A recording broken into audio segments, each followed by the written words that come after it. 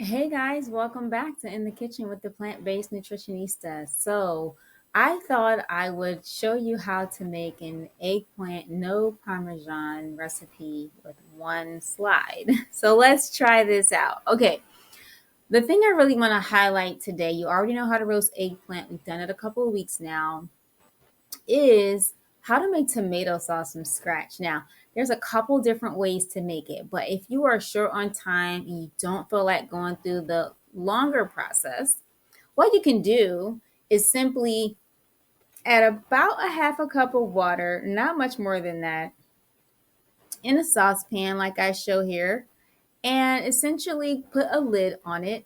Turn the fire on about medium, or if you have an electric burner, as I do, put it on about 3.5 or 4, and you want to cook until you see the skin start to separate. That's about the amount of time it takes for the potato to get a bit rigid. Now, you can definitely shock it in ice water when you're done to cool it down and stop the cooking process. Once it's cool, you can put it in a blender. It's important that it is cooled down if you're going to do this step. You can put it in a blender and just pulse it to until it's about just thick. You don't want to make it soupy like a smoothie or anything like that. That's one way to make the tomato sauce from scratch. You pour it back into the pot, you add some tomato paste, and then you build your flavor with all kinds of natural herbs and spices and onions and mushrooms. You can do anything you want with it. You certainly can blend up the mushrooms, herbs, and spices in the blender, and then your tomato sauce can be ready to go. The other option is you can get a large fork or a potato masher here and you just go to town, smashing up these tomatoes. Now, here's the thing: less water, or I use vegetable broth in this case, is more, because tomatoes naturally have water in them, and so if you put too much water in here and then you go to smash the tomatoes, you're going to have a soupy texture. So you can add some tomato paste to darken the color, also to add additional flavor.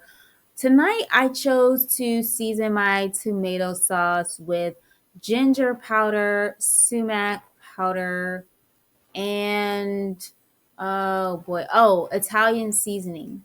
And then I cut some freshly harvested green onions from Bread and Butter Farms and put it in at the very end and just let it sit for a few minutes. It was so flavorful and fragrant, let me tell you. All right, picture number 2. The only thing I'm showing here is that I slice the eggplant into circles, if you will. Not too thick, not too thin, because you're going to roast them. Again, you have to coat them with an appropriate oil, in this case, avocado oil. And then I went ahead and roasted it on parchment paper in the oven for about 20 minutes. And then I flipped it over and roasted it another 5 or so minutes. The oven was on 395. And if you're wondering what else is in this picture, I had already made 2 of the iced potatoes from Bread and Butter Farms a few days ago. I have acorn squash there. That's one of the acorn squashes I showed you in the initial video that I had. And then I have some dandelion greens. If you've never had dandelion greens, let me tell you something. They are bitter, and bitters are better. The cool thing about dandelion greens is your gut absolutely loves them. It's so good for the health of the bacteria and all the other microbes that live in your large and small intestine. So get used to it. They live there. We're more bacteria than anything else, more microbe than anything else. So anyway, I had some dandelion greens that I was eating fresh with different salads and things like that for breakfast. But then I said, let me go ahead and steam some down and have them with my dinner. Now, I'm a little bold. I did not season my dandelion greens. Let me tell you, it's an acquired taste. It's not for everyone.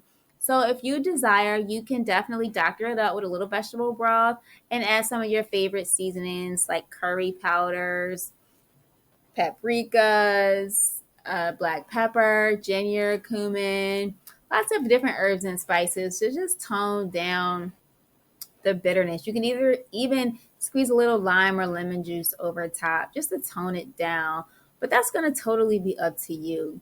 And then this final pitch that I'm talking about right here, I simply just plate the eggplant and then I top it off with the homemade tomato sauce that I made. One of the reasons I love making tomato sauce from scratch is because it comes without all of the extra stuff, like the sugars and the other preservatives that you find in the glass containers or cans sometimes in your local grocer. So for me, I just love the natural flavor. Now, this particular tomato sauce, again, as I said, I was short on time. I really didn't care about the thickness of it this evening, but let me tell you something. On my YouTube channel, you can find a video where I did an eggplant jollof. Jollof takes a little bit longer to make, but I was in a mood for some West African food and I made an eggplant jollof. And in that video, you can see what the Parmesan aspect of the eggplant no Parmesan can look like. But in short, this is how it goes down. You're going to do a 1-to-1 tahini with some water. So start with a tablespoon of tahini, a tablespoon of water. You're going to do that for about 2 to 3 tablespoons to mix that tahini until it's a nice runny consistency. Then what I do is I have some breadcrumbs. I buy organic breadcrumbs from the market. I get some yeast and I combine them. You can add a little bit of what is it? Oh, organic cornmeal if you would like. Totally optional, but you can. And then you can certainly season your breading mixture. This is a very nice whole plant way of making a breading without using egg or oil or anything like that. I've also done a tahini from scratch, but that's a video for another time. Essentially, you'll combine the tahini and you'll have the breadcrumbs off to the side. So think about how you make your chicken when you dip the chicken in the flour and then the flour is seasoned and then you put it in the pan. Well, it's similar. You're going to take the eggplant, you're going to dip it in the tahini, you're going to let it run off a little bit. You're going to put it in the breading mixture that you made, flip it over so both sides are coated well. You're going to shake it off and you're going to place on your parchment paper. You're going to cook it the exact same way in the oven.